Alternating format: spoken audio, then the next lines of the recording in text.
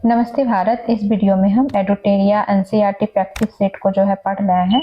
यह NCERT practice set जो है क्लास 6 से लेकर के क्लास 12 तक के एनसीईआरटी को एमसीक्यू के माध्यम से जो है कवर करने का काम करता है।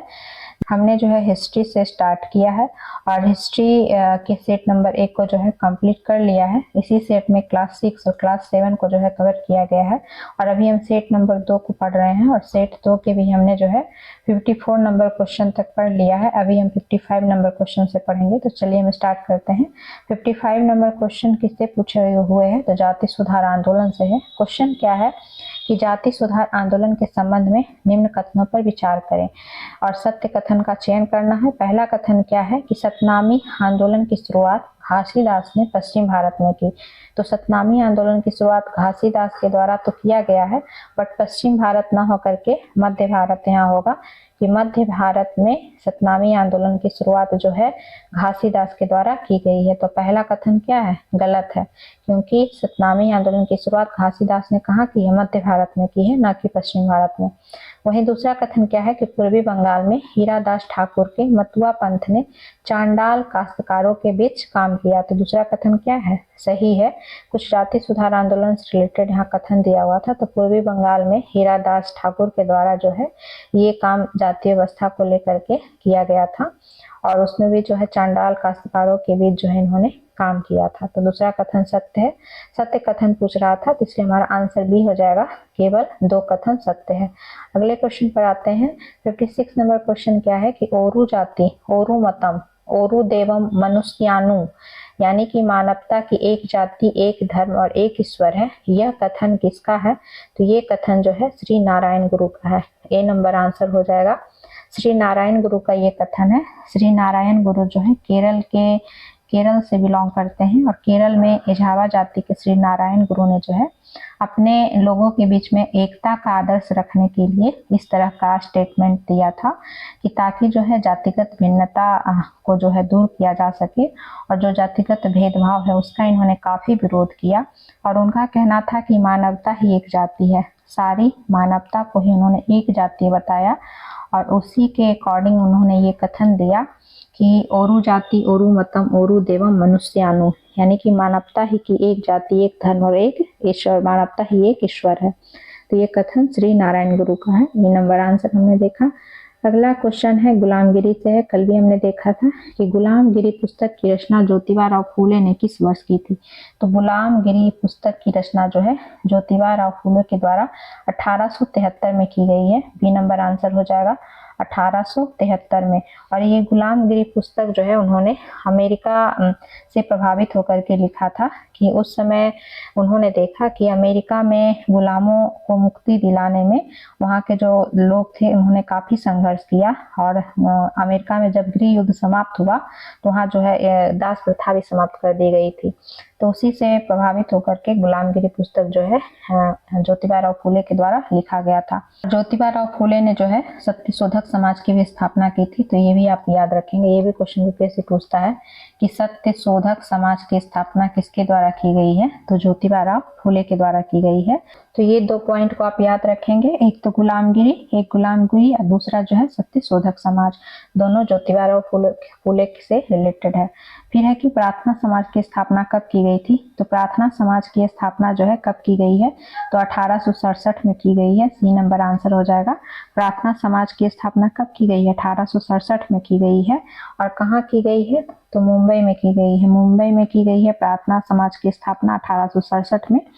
एक तरह से जो है समाज सुधार से ही रिलेटेड था, चाहे समाज सुधार की बात हो या फिर बाल विवाह के उन्मूलन की बात हो या फिर महिलाओं की शिक्षा की बात हो, विधवा विवाह की बात हो, तो इन सभी से रिलेटेड जो है यहाँ पे काम किया जाता था, प्रार्थना समाज के द्वारा जो है किया जाता था। तो 1867 में प्रार्थना समाज की स्थापना की गई थी। फिर नेक्स्ट है कि भारत में आर्म्स एक्ट किस वर्ष पारित किया गया है? तो आर्म्स एक्ट जो है भारत में 1878 में पारित किया गया है और 1878 में जो आर्म्स एक्ट पारित किया गया जो कि भारतीय शस्त्र अधिनियम के रूप में पारित किया गया, तो इस अधिनियम के माध्यम के द्वारा जो है अंग्रेजों के द्वारा यह व्यवस्था की गई कि भारतीय अगर अपने पास किसी प्रकार का हथियार रखते हैं तो हथियार रखने के लिए लाइसेंस को अनिवार्य बना दिया गया। लाइसेंस को जो है अनिवार्य बना दिया गया इस आर्म्स एक्ट के थ्रू। तो आर्म्स एक्ट कब का? 1878 के तहत जो है भारतीयों को, खास करके भारतीयों को हथियार अगर रखना है तो उनके लिए जो है लाइसेंस अनिवार्य कर दिया गया। और ये आर्म्स एक्ट आप ये भी याद रखेंगे कि किस गवर्नर जनरल के काल में पारित किया गया है? तो लॉर्ड लिटन के गवर्नर जनरल के कार्य में जो है आर्म्स एक्ट को पारित किया गया है। लॉर्ड लिटन का गवर्नर जनरल होने का समय क्या है? तो 1876 से लेकर के 1880 तक ये गवर्नर जनरल होता है। और इसी के समय आर्म्स एक्ट 1878 भी पारित किया जाता है। और साथ ही साथ जो है वर्नाक्यूलर प्रेस एक्ट भी 1878 में ही पारित किया जाता है। तो ये भी जो है लॉर्ड लिटन के ही समय पारित किया जाता है। तो ये दोनों क्वेश्चन पूछता है कि आर्म्स एक्ट कब पारित किया गया और वर्नाक्यूलर प्रेस एक्ट कब पारित किया गया। दोनों जो है लॉर्ड लिटन के समय ही पारित किया गया और 1878 में ही पारित किया गया। अगले क्वेश्चन पर आते हैं। अगला क्वेश्चन है कि इल्वर्ट बिल लागू करने के संबंध में निम्नलिखित कथनों पर विचार करें। यहाँ पे 2 कथन दिया हुआ है। पूछ रहा है क्या सत्य कथन का चयन करें। सत्य कथन का चयन करना है तो हम देख लेते हैं कथन क्या है। पहला कथन है कि 1883 में इल्वर्ट बिल लागू करने का प्रयास किया गया। 1883 में सरकार के द्वारा, यानी ब्रिटिश सरकार के द्वारा जो है इल्वर्ट बिल लागू करने का प्रयास किया गया। तो ये कथन सही है कि 1883 में इल्वर्ट बिल को लागू किया गया था। दूसरा कथन क्या है कि इस बिल के जरिए भारतीय अखबारों पर प्रतिबंध लगाने का प्रयास किया गया। तो इल्वर्ट बिल जो है अखबार से रिलेटेड नहीं था, तो इसलिए कथन दूसरा क्या है? असत्य है, गलत है। इल्वर्ट बिल रिलेटेड था जो कि भारतीय न्यायाधीश को भी अधिकार दिया गया कि जो ब्रिटिश या यूरोपीय व्यक्ति हैं उस पर वो मुकदमा चला सके। तो इसका जो है काफी विरोध किया गया अंग्रेजों के द्वारा। अंग्रेजों ने काफी विरोध किया। इस कारण से इस इल्वर्ट बिल को जो है इल्वर्ट बिल को श्वेत विद्रोह भी कहा जाता है। क्वेश्चन बीपीएससी पूछ चुका है कि किस बिल को जो है श्वेत विद्रोह कहा गया, क्योंकि इल्वर्ट बिल के विरोध में अंग्रेजों ने, यानी कि गोरे लोगों ने, श्वेत लोगों ने काफी विद्रोह किया था, क्योंकि उनके अधिकारों का जो है एक तरह से हनन हो रहा था कि भारतीय न्यायाधीश उस पर मुकदमा चला सकते थे। तो इसलिए जो है अंग्रेजों ने काफी विरोध किया इस इल्वर्ट बिल का, जिसके कारण इल्वर्ट बिल को जो है ब्रिटिश सरकार को वापस भी लेना पड़ा। लागू करने का प्रयास भले किया गया बट जो है बाद में इसे वापस लेना पड़ा। तो इस कारण जो है दूसरा कथन क्या है? गलत है कि भारतीय अखबार से संबंधित नहीं है, बल्कि ये जो है न्यायाधीशों की बात है जो कि हमने देखा। तो सत्य कथन पूछ रहा था तो केवल पहला कथन सही है, इसलिए इसका आंसर क्या हो जाएगा? 1 हो जाएगा। केवल एक कथन सत्य है, दूसरा कथन क्या है? गलत है। तो आप ये याद रखेंगे कि इल्वर्ट बिल जो है जो लाया गया है 1883 में लाया गया है, तो वो किसके गवर्नर जनरल के कार्यकाल में लाया गया है? तो लॉर्ड रिपन के कार्यकाल में लाया गया है। और लॉर्ड रिपन का जो है समय क्या है गवर्नर रहने का? 1880 से 84 है। और रिपन के समय आप 2 पॉइंट और याद रखेंगे कि वर्नाक्यूलर प्रेस एक्ट को समाप्त किया गया।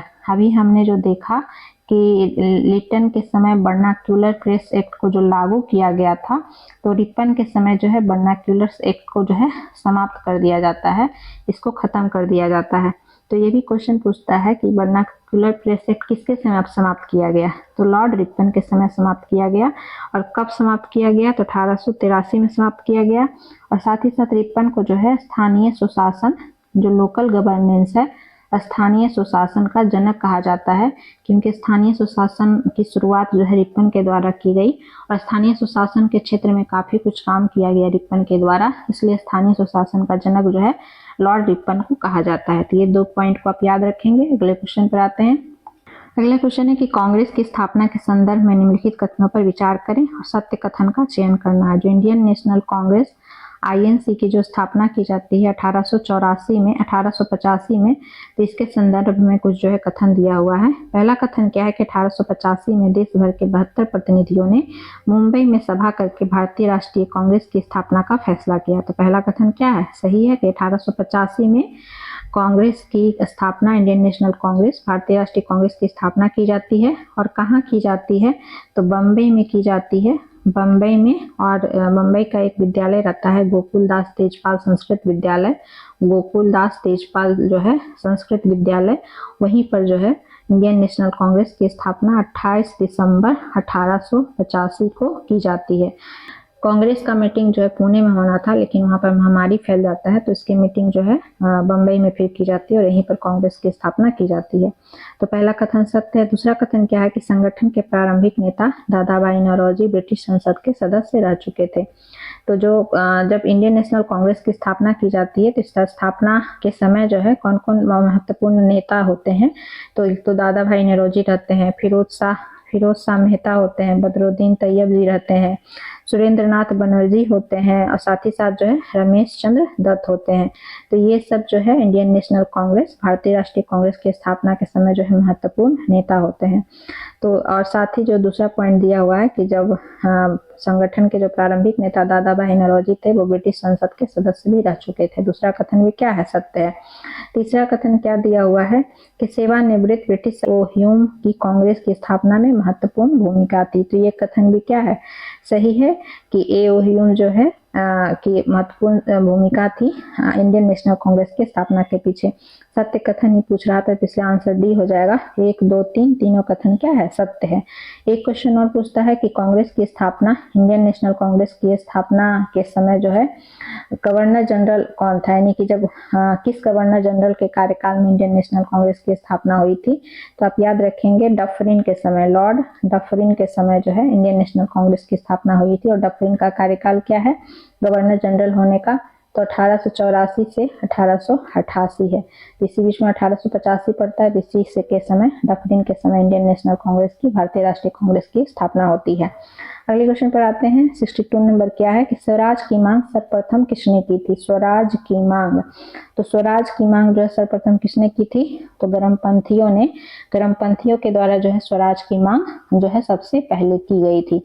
तो गरमपंथी की बात जो यहाँ पर कहाँ से आ गई, तो आप ये याद रखेंगे कि जब भारतीय राष्ट्रीय कांग्रेस की स्थापना होती है, इंडियन नेशनल कांग्रेस की स्थापना होती है 1885 में, तो शुरुआत में तो कुछ प्रमुख जो नेता होते हैं, जो जैसा कि अभी हमने पढ़ा कि दादा भाई नौरोजी हो, या फिर सुरेंद्र नाथ बनर्जी हो, या फिर गोपाल कृष्ण गोखले हो, या फिर जो है मदन मोहन मालवीय हो, ये सभी जो है उदारवादी नेता कहे जाते हैं। और जो उदारवादी नेता होते हैं वो शुरुआती चरण में, कांग्रेस की स्थापना के शुरुआती चरण में जो है अपने मांगों को संवैधानिक तरीके से रखने का काम करते हैं। और चाहे भारत की स्वतंत्रता की ही बात हो, तो वो स्वतंत्रता भी संवैधानिक तरीके से प्राप्त करना चाहते थे। और इसके लिए जो है उन्होंने अपनी मांग को प्रार्थना पत्र, यानी कि इन्होंने जो सहारा लिया, प्रेयर और पिटीशन का सहारा लिया, प्रार्थना पत्र और प्रतिवेदन के माध्यम से वो जो है ब्रिटिश सरकार के समक्ष अपनी मांगों को प्रस्तुत करते थे। वहीं आगे चल करके जब 1905 तक का समय आता है, 1905 तक का समय आता है, तो यहाँ तक आते आते जो है भारतीय राष्ट्रीय जो आंदोलन का एक नया चरण शुरू होता है, जिसको कि उग्रवाद के रूप में जाना जाता है।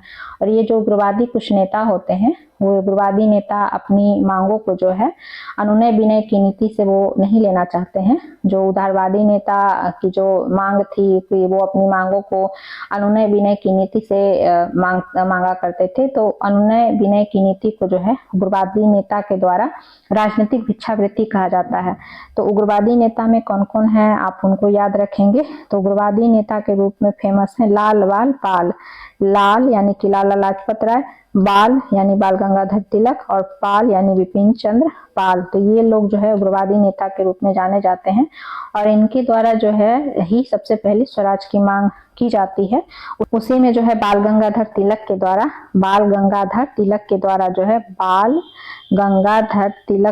जो है ये मांग की जाती है। ये कहा जाता है कि स्वराज मेरा जन्म सिद्ध अधिकार है और हम इसे जो है लेकर रहेंगे। तो ये स्वराज की मांग इस तरह से सर्वप्रथम किसके द्वारा की गई, गरमपंथियों के द्वारा जो है की गई है। आगे के क्वेश्चन को हम अगली वीडियो में पढ़ेंगे, क्योंकि ये जो बंगाल विभाजन है ये बहुत ही अच्छा टॉपिक है और इससे जो है बीपीएससी अक्सर क्वेश्चन पूछता है, या फिर कोई अदर एग्जाम भी हो तो बंगाल विभाजन से अच्छा खासा क्वेश्चन रहता है। तो इसको हम अगले वीडियो में अच्छे से कवर करेंगे। तो फिर मिलते हैं नेक्स्ट वीडियो में। अगर हमारा वीडियो आपको अच्छा लगे तो आप अधिक से अधिक जो है इस वीडियो को लाइक करें, शेयर करें और चैनल को सब्सक्राइब करें। फिर मिलते हैं, धन्यवाद।